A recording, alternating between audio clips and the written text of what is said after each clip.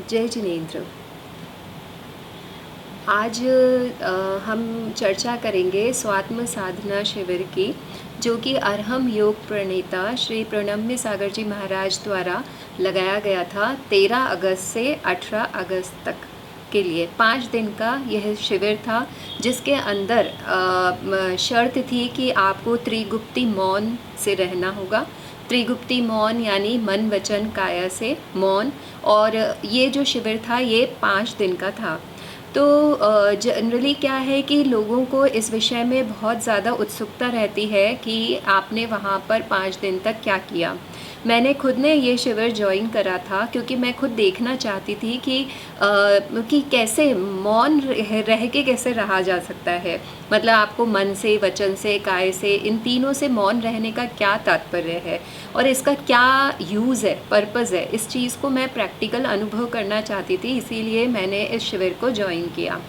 तो आज मैं आपको पूरा डिटेल्ड नॉलेज इसके बारे में देना चाहूँगी, क्योंकि बहुत जने मुझे मिले थे जिनने मेरा फ़ोन नंबर भी लिया था कि हम आपसे पूछेंगे बाद में कि वहाँ पर क्या हुआ। तो सबको क्यूरियोसिटी होती है। तो एक्चुअल में मैं ये कहना चाहूँगी कि इसमें घबराने वाली कोई बात नहीं होती है और हम आराम से रह सकते हैं, बल्कि वी एन्जॉय दैट टाइम, है ना।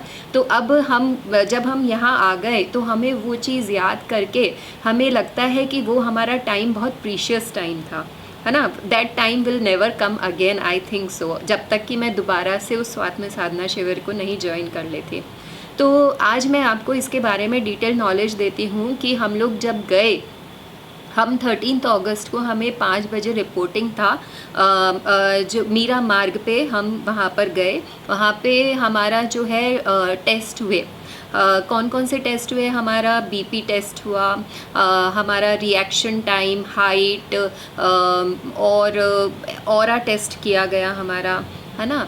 तो हमारी जो है पल्स रेट नापी गई और मतलब ये सारे टेस्ट जो है ये हमारे पूरे लिए गए।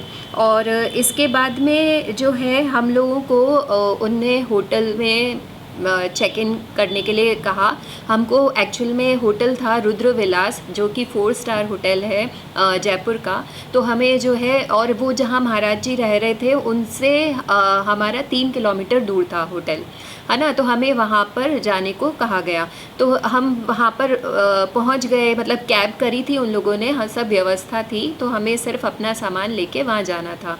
फिर जब हम वहाँ पर पहुँचे तो हमारा जो है सामान उसको चेक किया गया। चेक इन द सेंस कि हमें बोला गया था कि आपको जो है 3 जोड़ी वाइट साड़ी, मतलब साड़ी या सूट जो भी आपको चाहिए, आपको वो लाना है। एक अगर आपको चाहिए तो आप ओढ़ने का अपने साथ ला सकते हैं। उसके अलावा आपका जो टॉयलेटरी का सामान है वो सब आपको लाना है, आपका अपना रहेगा, है ना। तो इसके अलावा हमको वहाँ पर कोई भी चीज़ नहीं चाहिए थी। तो हमारे ना तो मतलब हमारे यदि किसी के पास में मोबाइल था तो उसको, मोबाइल को भी उनने रख लिया। और बहुत सिस्टमेटिक तरीका था। जो अरहम टीम थी वो बहुत ज़्यादा सिस्टमेटिकली वर्क कर रही थी, है ना। तो उनने हमारा जो है वो भी लिया, अपना आधार कार्ड, है ना, आइडेंटिटी प्रूफ जो रहता है वो सब उनने लिया। और फिर उसके बाद में हमको रूम अलॉट किए गए। साथ ही हमें जो है एक वो दिया गया आइडेंटिटी कार्ड हमारा, जिसमें कि आर्य मतलब कि लेडीज़ को आर्या संज्ञा दी जा रही थी वहाँ पर, और जेंट्स को आर्य बोला जा रहा था। तो उस जो जैसे एक कैदी हुई होता तो उसकी एक संख्या होती है, तो उसी तरीके से हमको, हमारी भी एक संख्या थी कि आर्या संख्या, मतलब ऐसे उनने वो हमको दिए थे नंबर्स, है ना। फिर उसके बाद में हमको जो है वहीं पे उनने कुछ रूल्स बताए थे कि एक तो ये कि आपको खाने के लिए आपकी थाली मिलेगी, जिसको कि आपको स्वयं को साफ़ करना होगा। और आपको कोई काम नहीं करना था वहाँ पर। हमारे लिए कोई काम नहीं था, हमको सिर्फ तैयार होके टाइम से पहुँचना होता था। जिस जगह पे जो बोला जाता था उस टाइम टेबल को हमको फॉलो करना होता था। बाकी हमारे लिए लॉन्ड्री सर्विस दी गई थी कि हमें ना तो कपड़े धोने का कोई काम था, बस केवल हमको जो बर्तन हमारे यूज़ कर रहे थे हम खाने के लिए, वो हमें स्वयं साफ़ करने थे, है ना।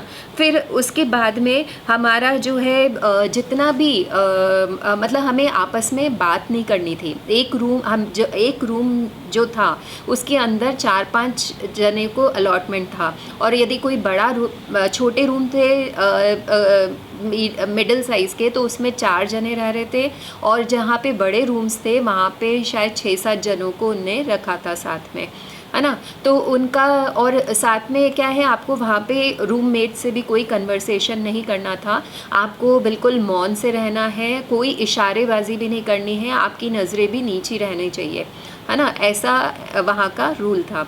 और फिर उसके बाद में ये था कि आप ये पूछेंगे कि फिर हमको कैसे पता लगेगा कि हमें किस टाइम पे क्या करना है क्या नहीं, तो वो सब चीज़ें सिस्टमैटिक थी। एलईडी स्क्रीन लगी हुई थी सेंटर में, जिस पे कि पूरा टाइम टेबल रहता था कि आपको कितनी बजे कहाँ पर पहुँचना है ना। इस तरीके से तो आपको कोई यूज़ नहीं था कि आप किसी से बात करो या क्या करो, है ना। तो हम लोगों को फिर उसके बाद में जब रूम अलॉटमेंट और सारी प्रोसेस के अंदर हमको रात के वहाँ पे 10 बज गए थे, है ना। तो 10 बजे फिर हम लोग जो है रूम में चले गए थे। हमको वहाँ पर बता दिया गया था कि आप लोगों को सुबह जो है सुबह आपको 5 बजे करीब के आसपास जो है आपको लॉबी में आना है ना। तो इस तरीके से हमने जो है, फिर उसके बाद में वहाँ का टाइम टेबल क्या होता था इसके बारे में मैं आपको कुछ बता देती हूँ। हमको सुबह सुबह 4:40 पे जो है अरहम ध्यान योग के लिए बुलाया जाता था।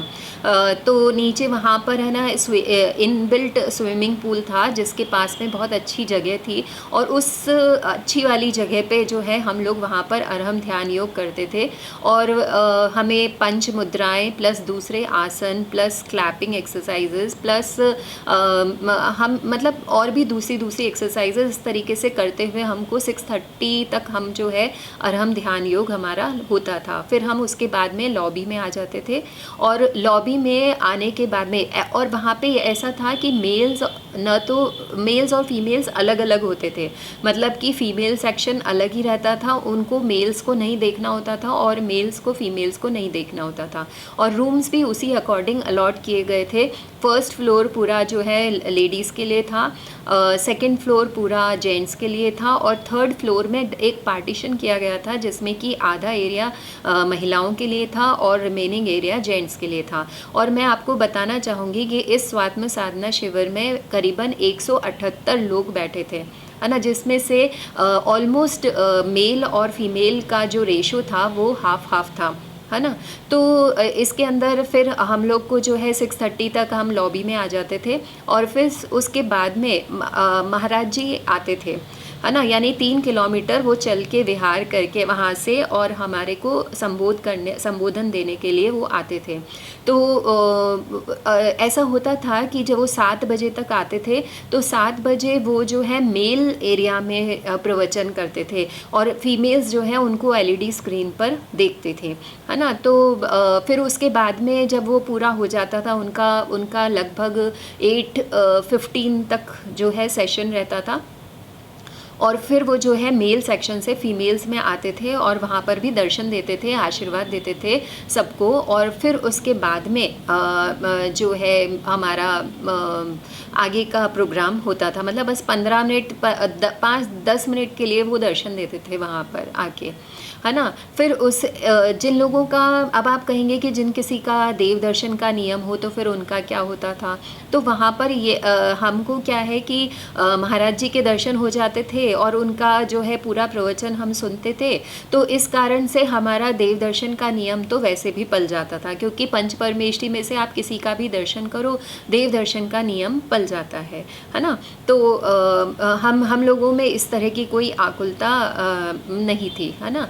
फिर उसके बाद में क्या था कि टाइम होता था ब्रेकफास्ट का, तो ब्रेकफास्ट का टाइम होता था 9 o'clock से आधे घंटे का टाइम देते थे वो, जिसके अंदर हमको क्या दिया जाता था कि आप उकाली ले सकते हैं, दूध ले सकते हैं और बनाना मिलता था, बस ये होता था ब्रेकफास्ट।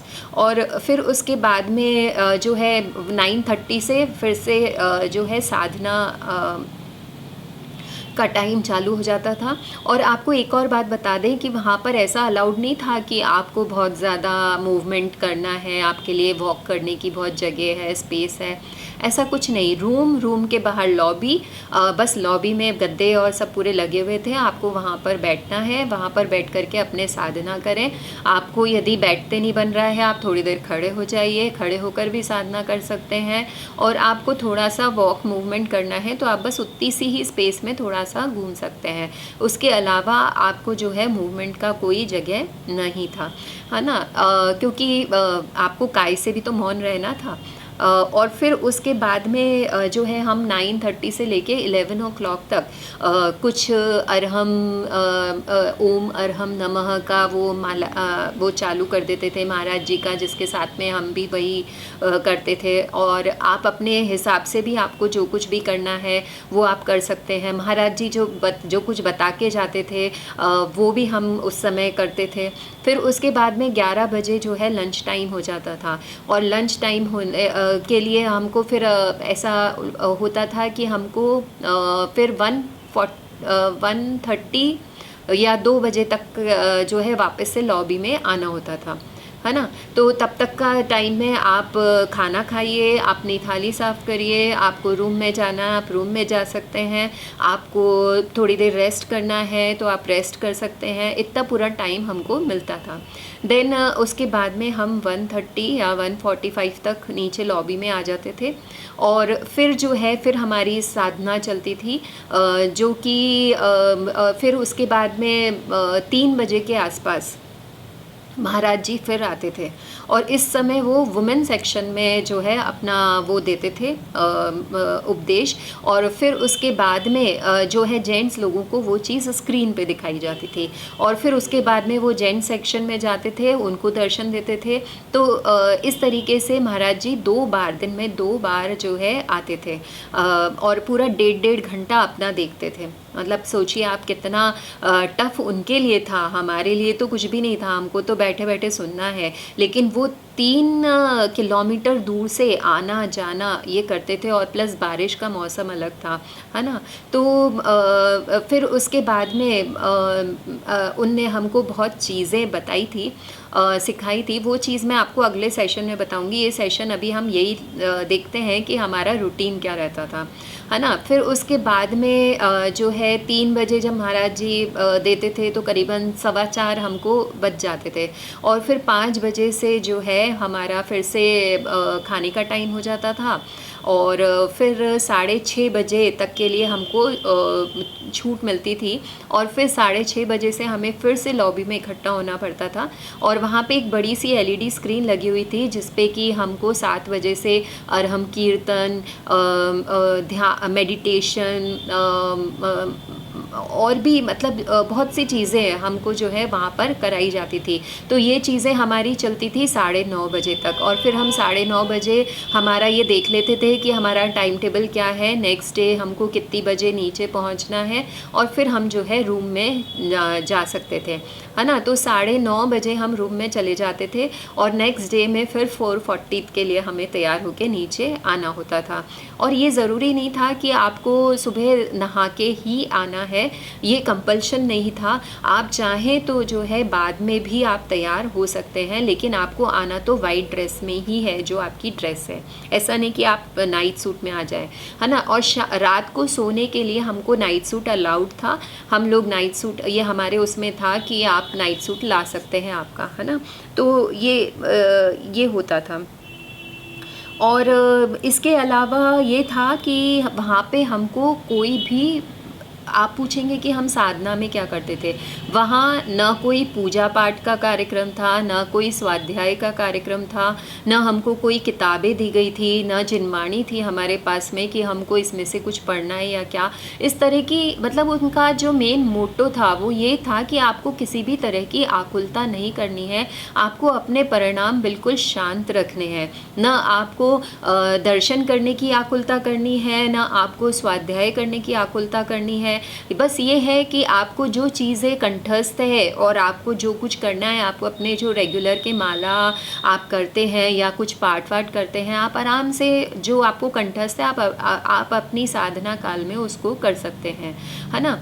फिर उसके बाद में ये था कि कई जने ऐसे थे जिनका कि कुएं के पानी का नियम था कि वो कुएं के पानी का ही भोजन करेंगे, तो वहाँ पर वो भी व्यवस्था थी। और एक ब्रह्मचारिणी दीदी थी जो कि हमारे लिए ये चीज़ अवेलेबल कराती थी, वो हमें खाना खिलाती थी। मैं भी उसी सेक्शन में खाना खाती थी, इसलिए मुझे उसके बारे में जानकारी है। तो हम लोगों को नाश्ता नहीं मिलता था, लेकिन हमको दोनों टाइम का खाना अवेलेबल होता था। हमारी चॉइस थी कि हमको दोनों टाइम खाना खाना है या नहीं, नहीं तो हम शाम के समय में दूध और ड्राई फ्रूट्स वगैरह अवेलेबल रहते थे। तो हमें किसी भी तरह की कोई परेशानी नहीं थी, हमारा काम बहुत स्मूथली चल रहा था। और एक्चुअल में वी एन्जॉयड दोज 5 डेज़। और वहाँ पे हमें जो अरहम टीम मेंबर्स थे वो भी बहुत अच्छे थे। हमको कोई भी प्रॉब्लम होती थी, हमको ये था कि हम लिखकर उनसे पूछते थे, वो भी हमको कुछ नहीं बोलते थे। वो उनका भी मौन रहता था, वो हमको कुछ बोलकर नहीं बताते थे, वो सिर्फ हमको लिख कर के हमारी प्रॉब्लम्स का सॉल्यूशन हमको बता देते थे। तो कुल मिला के मैं तो यही कहना चाहूँगी कि आपको ज़रूर से एक बार इसका जो है वो लेना चाहिए एक्सपीरियंस। ये एक बहुत अच्छा एक्सपीरियंस था और इसको एक्सपीरियंस करके ये चीज़ महसूस हुई कि हमें एक्चुअल में सारा सुख और शांति तो हमारे भीतर ही है। हम सोचते हैं घर में शांति है, बहुत जनों होते हैं तो शांति होती है, नहीं, उसमें तो बहुत आकुलता होती है। यहाँ पे हमने निराकुल रहना सीखा और भगवान और महाराज जी का जो सानिध्य हमें मिला, और महाराज जी ने हमें इतनी सूक्ष्म डाइसेक्शन करके बताया कि मन किसे कहते हैं, इंद्रियों का क्या काम होता है ना। मन जो है हमें कैसे बाहर फेंकता है, और बुद्धि के बारे में बताया, चित्त के बारे में बताया, उनने हमको संस्कार कैसे पड़ते हैं हमारे अंदर, इनके बारे में बताया। तो ये सब चीज़ें मैं आपको आगे के सेशन में बताऊंगी।